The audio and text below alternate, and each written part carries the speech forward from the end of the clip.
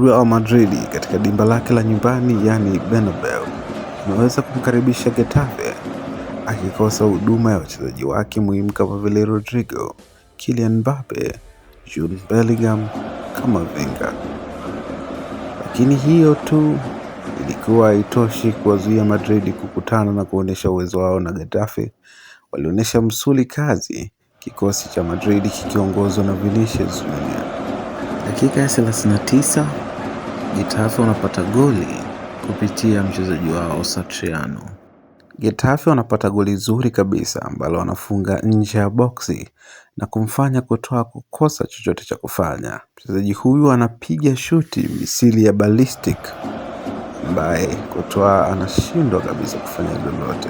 Mchezo huu uligubika na fujo nyingi sana toka unaanza mpaka unamalizika, kwani tulishuhudia kadi za njano 9 zikitolewa katika mchezo huu na kadi 2 nyekundu, moja ikienda kwa Real Madrid na nyingine ikienda kwa Getafe.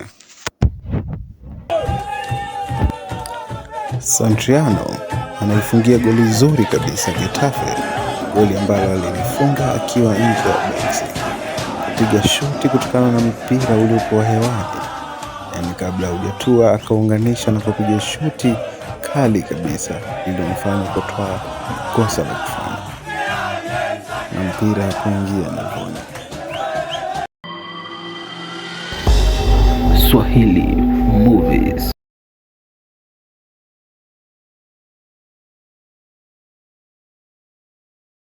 Kadi nyekundu zinaenda kwa substitution iliyofanywa ya Arda Güler.